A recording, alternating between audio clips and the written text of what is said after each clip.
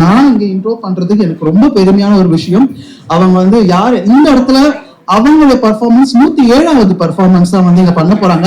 2-3 படம் நடிச்சவங்க அவ்வளவு சீன் போடும்போது 107வது பர்ஃபார்மன்ஸ் போது பெரிய விஷயம் தான். அது யார் என்னன்றது பிராணி செல்வாங்க. யார் பிராசி? எஸ். ஸோ அம்மா அவர்களுக்கு ஒரு மிகப்பெரிய இன்ட்ரோ நம்ம எல்லார்கிட்டயுமே இருக்கு. வெள்ளை மொழி என்கின்ற ஒரு மிகப்பெரிய மொழிக்கு சொந்தக்காரியான அம்மா அவர்களும் இங்க வரவேற்கிறோம். ஸோ இந்த ஒரு புரட்சியாக தான் நான் எப்பவுமே இந்த பெர்ஃபார்மன்ஸை பார்ப்போம். ஸோ உங்க எல்லாருக்கும் மத்தியில எனக்கும் இந்த பெர்ஃபார்மன்ஸை பார்க்கறதுக்கான ஒரு மிகப்பெரியான வாய்ப்பு கிடைச்சிருக்கு. Yes, thank you. கரெக்டா சொன்னீங்க ரேவதி அம்மா. நாங்க பேசிட்டு இருக்கட்டுமா? வருவீங்களா? ஓகே, எஸ், ஓகே, நாங்க கிளம்புறோம். நன்றி.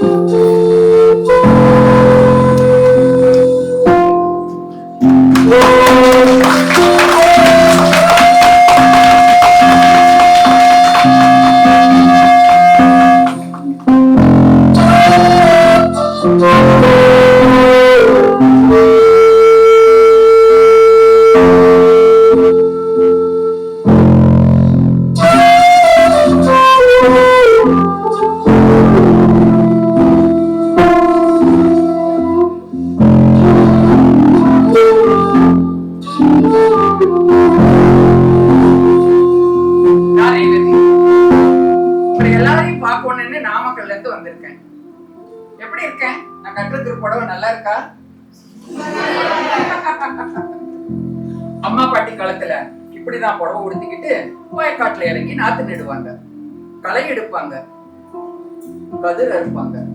விவசாய குடும்பம் இல்லையாங்கிறது. ஆனா இப்ப எங்க விவசாயம் நடக்குது? மழை இல்ல, காவிரியில தண்ணி இல்ல, விவசாய பூமி எல்லாம் அடுக்குமாடி குடியிருப்பா மாறி போய்கிட்டு இருக்கு. இந்த மாதிரி புடவை கட்டுறது கூட அம்மா பாட்டி காலத்தோடய போயிடுச்சு.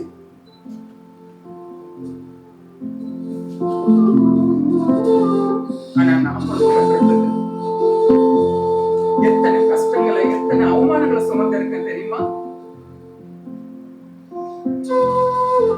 திண்டுக்கல்ல மாரியம்மன் பண்டிகை பூனால இருந்து, பம்பாயில இருந்து, டெல்லியில இருந்து திருநங்கைங்க எல்லாம் ஒண்ணு சேருவாங்களாம். மாரியாத்தாளுக்கு கும்மி அடிச்சு முளைப்பாரி எடுத்து பாட்டெல்லாம் பாடி டான்ஸ் எல்லாம் ஆடுவாங்களாம். வீட்டுக்கு யாருக்கும் தெரியாம அக்காவுடைய துணிமணி எடுத்து வச்சுக்கிட்டு நம்மளும் திண்டுக்கலுக்கு போயிடணும்.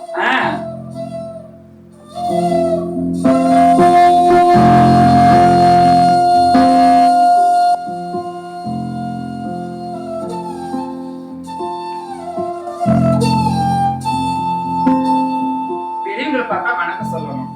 எங்க பாசையில பாம்படுத்தி பாம்படுத்தி அம்மா, தாதி பாம்படுத்தி, பாட்டி பாம்படுத்தி, பாட்டி குருபாய் பாம்படுத்தி. ஜீக்கர பேட்டா எந்த ஊர் மகா நீ? நாமக்கல் அம்மா. அவங்களை எல்லாம் பார்க்கும் போது நிச்சயம் பொம்பளை மாதிரியே இருந்தாங்க. யாரும் சொல்ல முடியாது அவங்க எல்லாம் திருநங்கைங்கன்னு. ஆச்சரியமாயிடுச்சு. ஆமா அம்மா, உங்களை மாதிரியே நானும் புடவை உடுத்திக்கணும். வீட்டுல இருந்து அக்காவுடைய துணிமணி எல்லாம் எடுத்து வந்திருக்கேன். இதை உடுத்திக்குவாமா? பொட்டைங்க வீட்டுக்கு வந்துட்டு புடவை உடுத்திக்குவான்னு கேக்குற? போமாக்கா, போய் அந்த ரூம்ல உடுத்திக்கிட்டு வா. சரிங்கம்மா.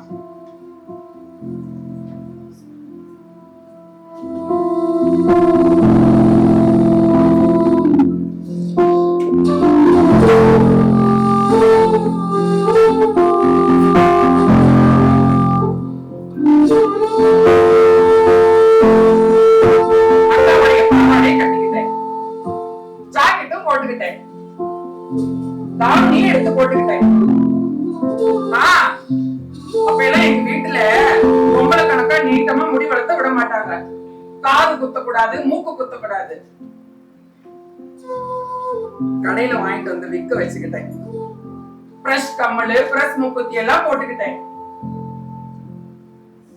கை நிறைய வளையல் போட்டு நெத்தி நிறைய குங்குமம் வச்சு தலை நிறைய பூ வச்சு கண்ணாடியில என்னுடைய அழகு பார்த்தேன்.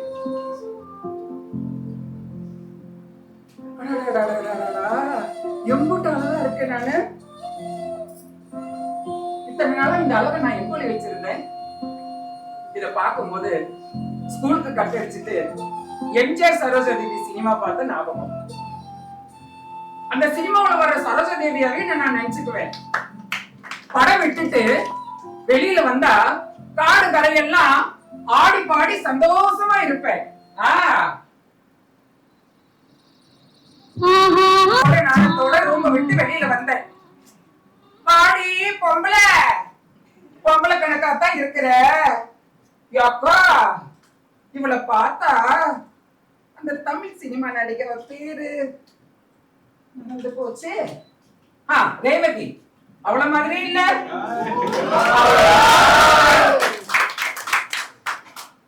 இந்த நெத்தி மூக்கு உதடு அச்சசல் ரேவதி மாதிரிதான் இருக்கா.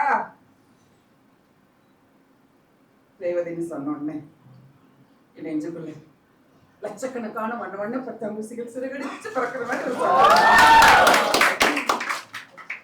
அதே சந்தோஷத்தோட உடவை தூக்கி இடுப்புல செருகிட்டு கிணத்துல தண்ணி சேர்ந்துறது என்ன, பெரியவங்க துணிமணி எல்லாம் தவச்சு போடுறது என்ன, பெரியவங்களுக்கு காலமி போடுறது என்ன, மிளகா அரைக்கிறது என்ன, பொம்பளை உறுப்புல பொம்பளை கணக்கா வேலை செய்யறதுக்கு அம்பட்டு சந்தோஷம். நாளைக்கு ஜமாத்து என்ன ஒரு குரு மகளை தத்தெடுக்க போறாங்க. அன்னைக்கு நைட் அங்கேயே தங்கிக்கோங்க. அன்னைக்கு நைட்டு அங்கேயே தங்கிட்டேன். வேலை செஞ்சு டயர்ட் ஆகி போச்சு. காலமிக்கு கையமிக்கு போதும் போதும் ஆச்சு. நாளைக்கு வேற சீக்கிரமா எந்திரிக்கணும். நான் படுக்கிறேன். படுக்கிறதுக்கு முன்னாடி உங்களுக்கு ஒன்று சொல்லணும். பட்டுன்னு நினைப்பு வந்துச்சு எனக்கு. பொட்ட பிள்ளைங்க நைட்ல படுத்து தூக்கும் போது இரவு கூட உங்க மேனி பாத்திர கூடாதா முன்னோர்கள் சொல்லியிருக்கிறாங்க. நான் இப்ப பொட்ட பிள்ளை ஆயிட்டேனே, இரவு என் மேனி பாத்திர கூடாது. பிச்சிட்ட கால இருந்து மாறு வரைக்கும் இழுத்து போட்டு கட்டிருக்காங்க. அந்த பாவாடை நான் ரொம்ப டைட்டா கட்டிட்டேன். ஒரே எரிச்சல ஒரே அரிப்பு அந்த இடம் லூஸ் பண்ணி பார்த்தா செவந்து போய் தாரம் வந்து போச்சு. இந்த பிரா ஜாக்கெட் எவ்வளவு டைட்டு, மூச்சே விட முடியல.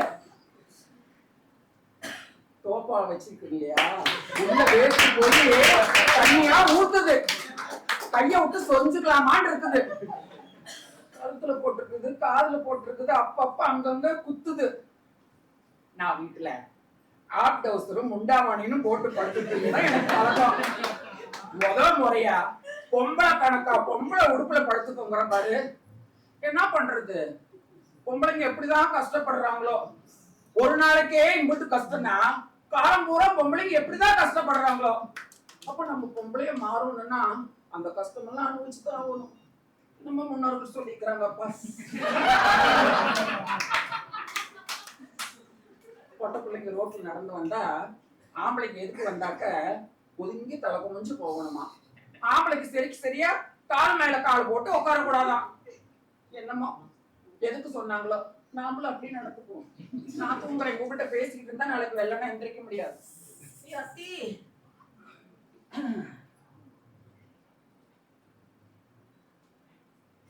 இவ்வளவு சீக்கிரம் வெடிஞ்சு போச்சா?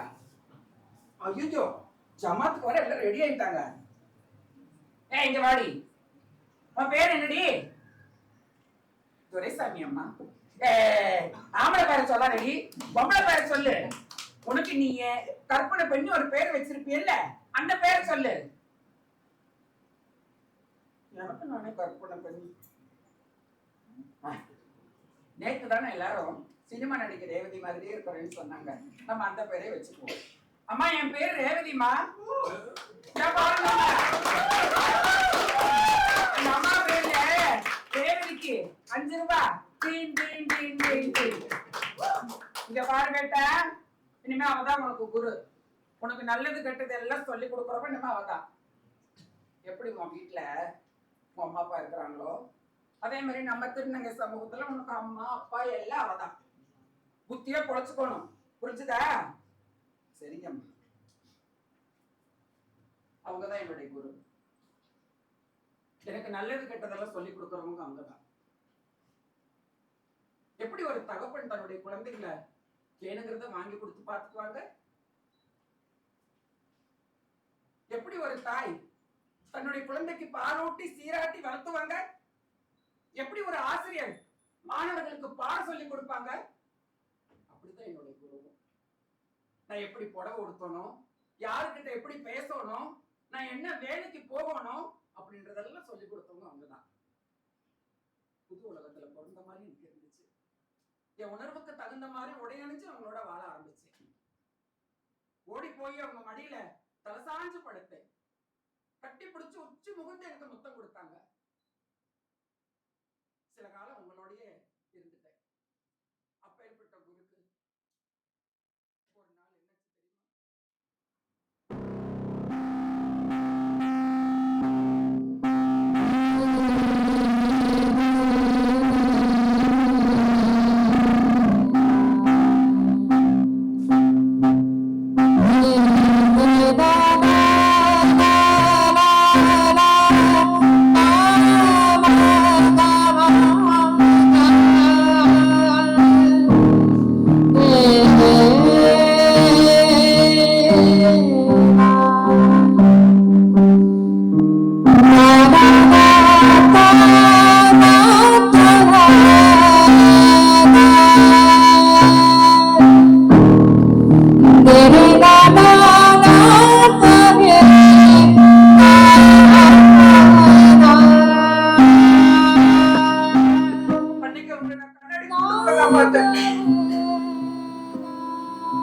கண்ணு மூக்கு உதடு மட்டும்தான் தெரியுது. உடம்பெல்லாம் கத்தியால குத்தி கொண்டு போட்டுக்கிறவங்க படுவாங்க. அவங்க செஞ்ச தப்பு என்ன? அவங்க நாட்டுல தட்டி கேட்டாங்க. ஈவு இறக்கம் இல்லாம இப்படி குத்தி கொண்டு போற எப்படிதான் மனசு வருதோ? யார் என்ன குருன்னு கூப்பிடுவேன்? இனி யார் எனக்கு நல்லது கெட்டது சொல்லி கொடுப்பாங்க? என் குருவுடைய இழப்பு என் தலையில இடி விழுந்த மாதிரி இருந்துச்சு. சபை முன்னாடியே மனசு உடைஞ்சு அப்படியே உட்கார்ந்துட்டேன்.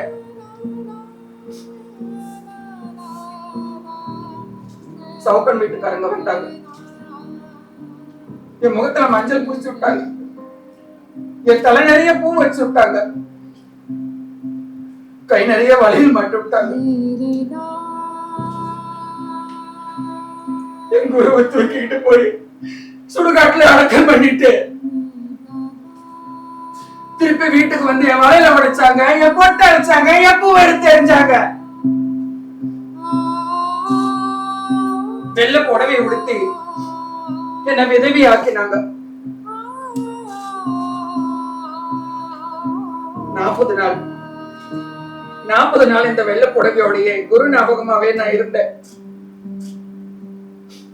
40 நாள் என் குருக்கு காரியம். ஒட்டுமொத்த எங்க திருநங்கை சமூகம் எல்லாரும் வந்திருந்தாங்க. அதுல என்னுடைய காலாவூரும் வந்திருந்தா. அவன் எனக்கு கலர் புடவை கொடுத்து உடுத்திக்க சொன்னான். பூ வச்சு விட்டா, பொட்டு வச்சு விட்டா. திரும்பி என்ன அவன் சுமங்கலி ஆக்குனா. நீங்க பாரு மகா, இனிமே நீ வெள்ளை புடவையெல்லாம் கட்டிக்க கூடாது. அம்மா நான் கொடுத்த இந்த கலர் புடவை தான் கட்டிக்கோங்க. இப்ப உன் குரு இல்லைன்னு வருத்தப்படாத. உன் குருஸ்தானத்துல குருவா இருந்து உனக்கு நல்லது கெட்டது எல்லாத்தையும் நான் பார்த்துக்குவேன். என்ன மகா ஒண்ணுமே பேசுறது இருக்க? இல்ல உன் குரு ஞாபகமா நீ வெள்ளை புடவையோட தான் இருக்கணும்னா அது வாய்ஸ்டம். என்னுடைய குரு ஞாபகமா நான் காலில் மெட்டி போடுறதையே விட்டுட்டேன். இந்த சமூகம் எங்களுக்கு இது வரைக்கும் என்ன பண்ணிருக்குது? கை தட்டி கடையே போய் பிச்சை எடுக்கணும், இல்லைன்னா ரோட்ல போய் செக்ஸ் ஒர்க் பண்ணணும். இது ரெண்டையும் விட்டா வேற வழியே இல்லை. ஆனா இதே சமூகம் எங்களை பார்த்து நிறைய கேள்விகளை கேட்குது. மாடு மாதிரி வளர்ந்துருக்கிறீங்க, வெக்கமா இல்ல உங்களுக்கு?